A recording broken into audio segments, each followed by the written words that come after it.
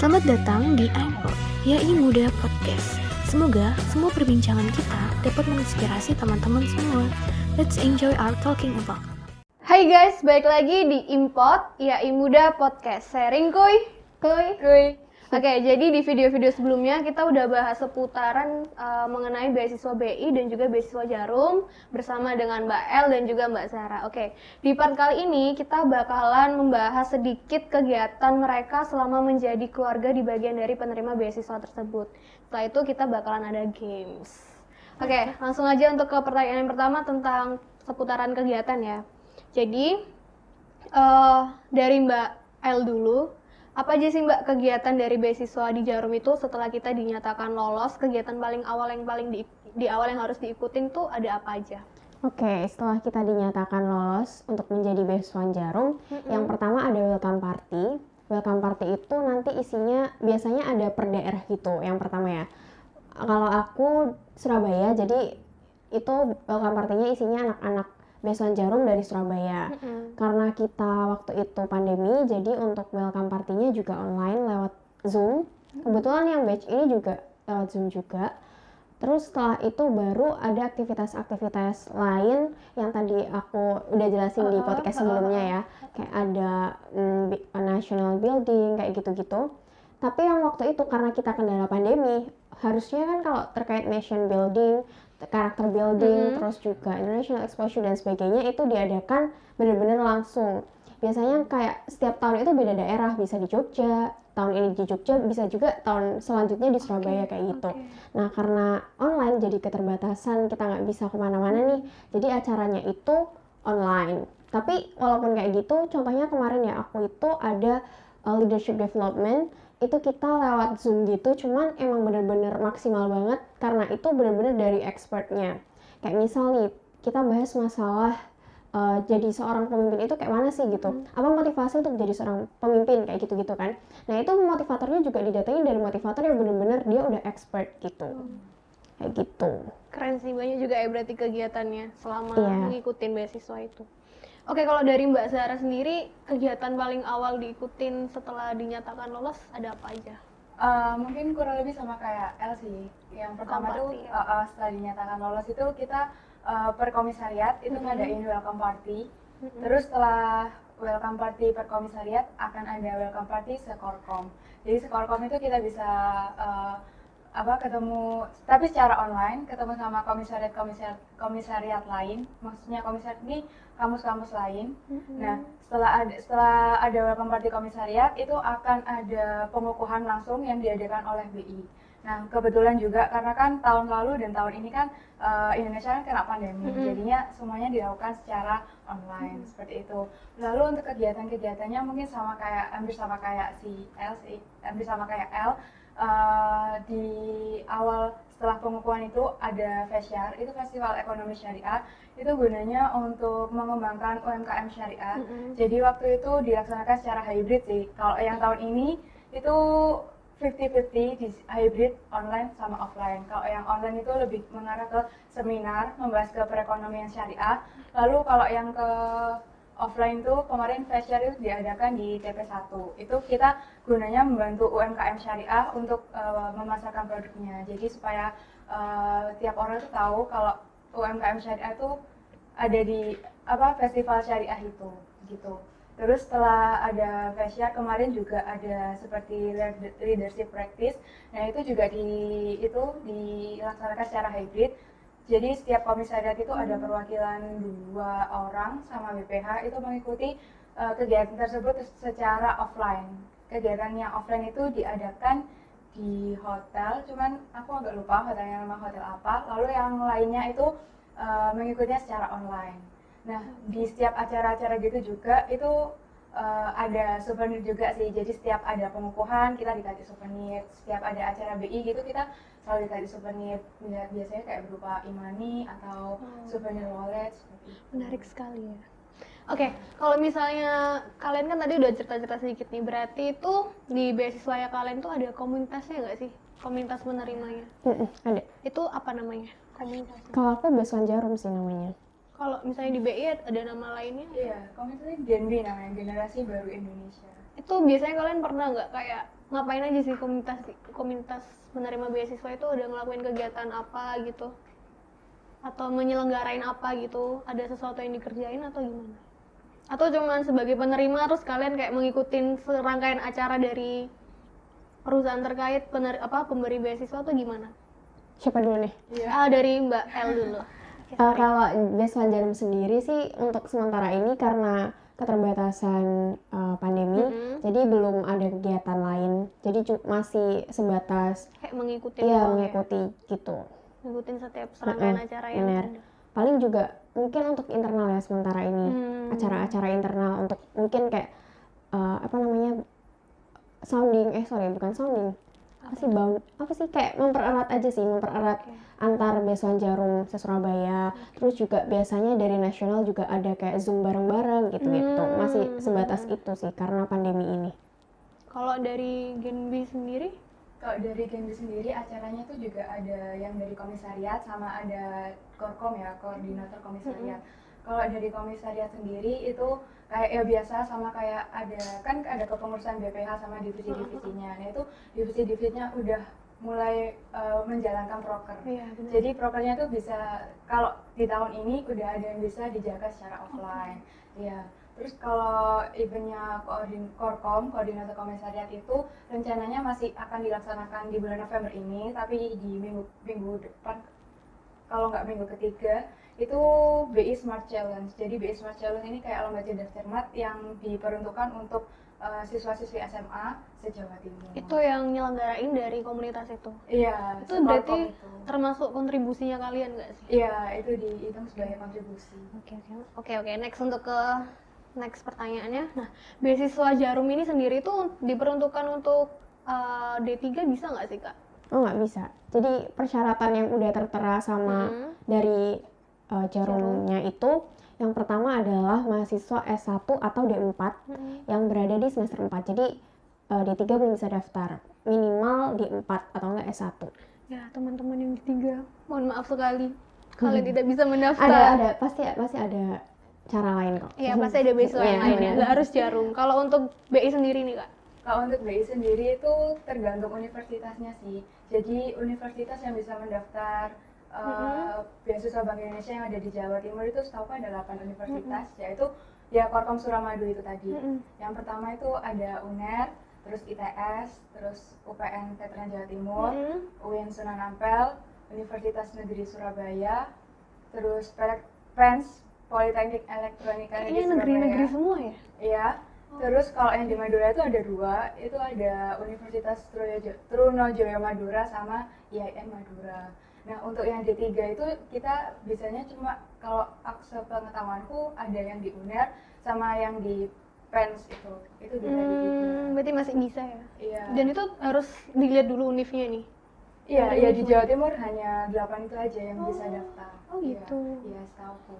Terus juga selain itu juga ada perbedaan juga sih antara beasiswanya itu ada perbedaan juga. Yang pertama itu unggulan sama reguler. Nah, di sini perbedaannya itu terletak yang seperti di podcast tadi. Yang pertama itu kan ada seleksi berkas ya.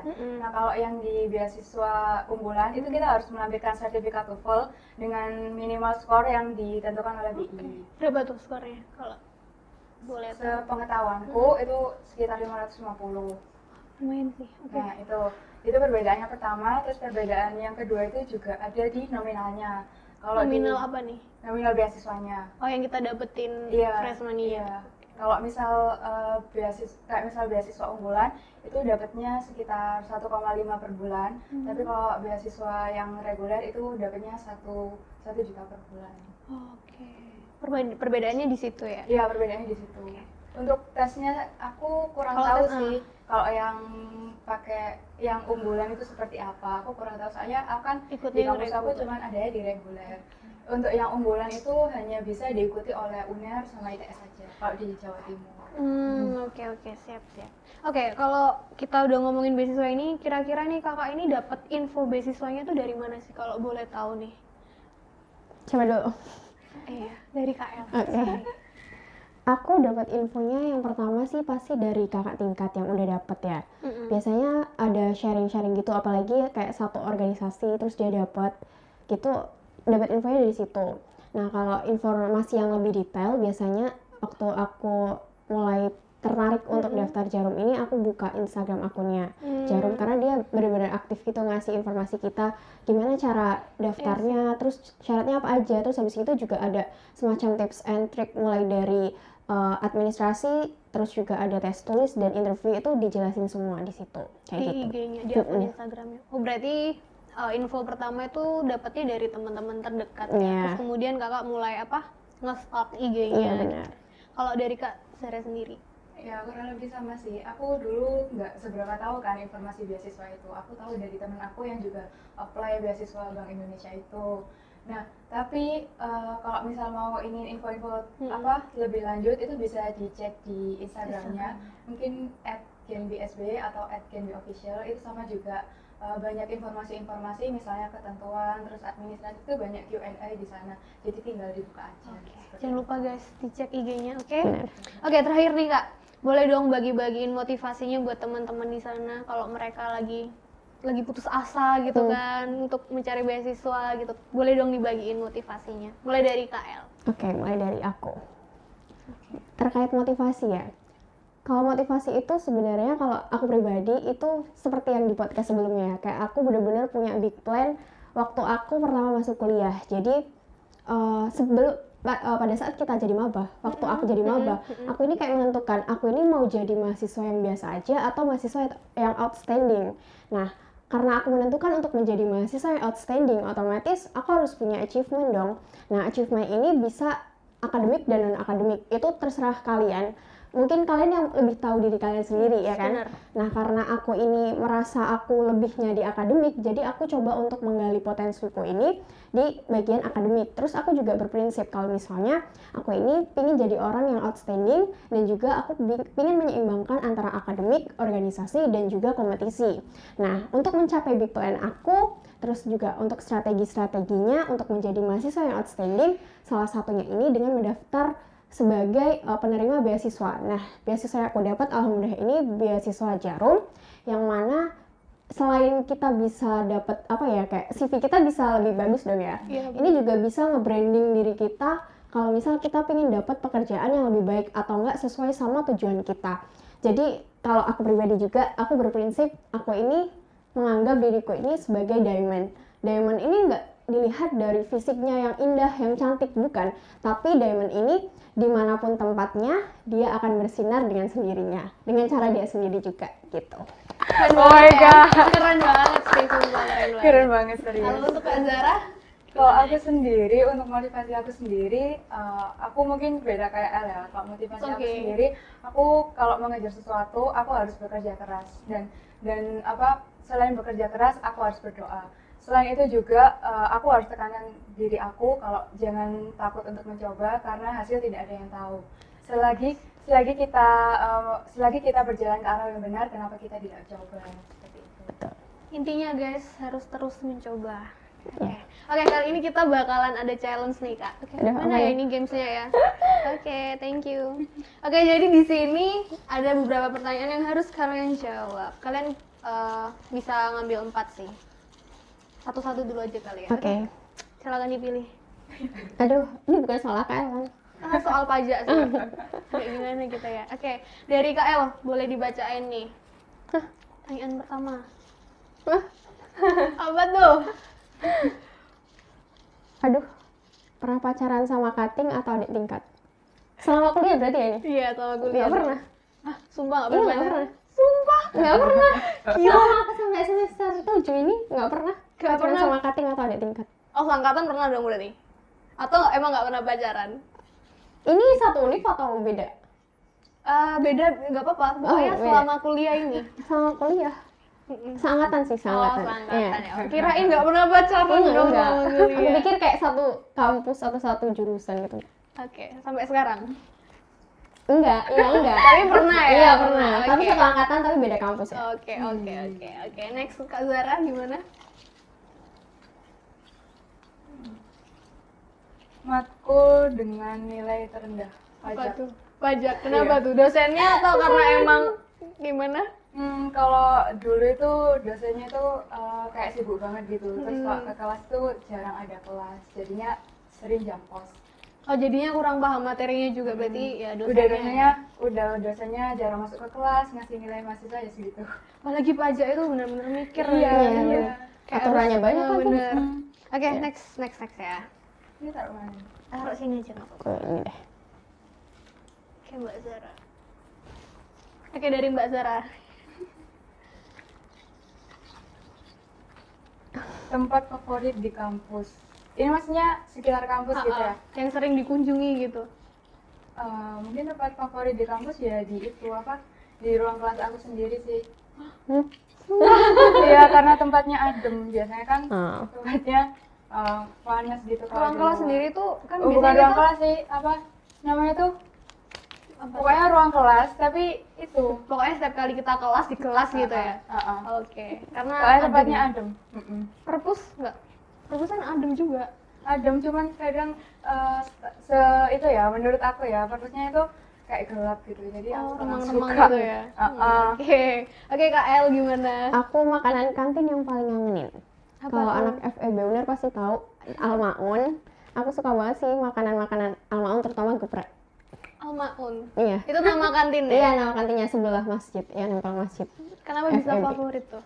Kenapa ya? Karena enak, Enak, gepreknya enak. enak dan murah. Oke, sesuai budget lah Iya, ya. sesuai anak mahasiswa banget lah. Oke. Ini ada lagi nih. Sekarang gini ya diganti ya. Nanti kan Mbak Sarah ngambil nih. Nanti pertanyaannya dibacain ya. Oke. Oke, dari Mbak El dulu. Aku dulu nih. Outfit terabsurd selama ngampus. Apa tuh? Pernah nggak pakai outfit terabsurd? Absurd. Terabsurnya kayak gimana? Nah, gimana nih? Kayak ngerasa salah kostum mungkin. Iya mungkin Salah bisa. kostum. Terus kayak jadi pusat perhatian gitu kayak ini anak gak apa-apa nih gitu. Kalau dari aku, karena kampus aku kan berbasis Islam ya, dan aku orangnya suka pakai celana.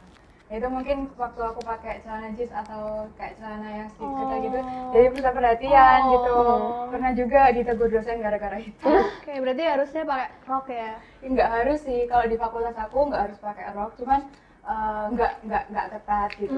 Kalau misal di fakultas lain mungkin ya harus pakai rok. Oke. Mbak Sarah, Oke, untuk L ya, pengalaman tidak terlupakan dengan dosen. ada nggak tuh dengan dosen? Aduh, apa ya? Pengalaman tidak Pernah terlupakan. bincang sama dosen? Sering sih. Tapi apa ya? Pengalaman tidak terlupakan. Maksudnya yang wah dosen ini banget sih. Oh, gitu. pengalaman.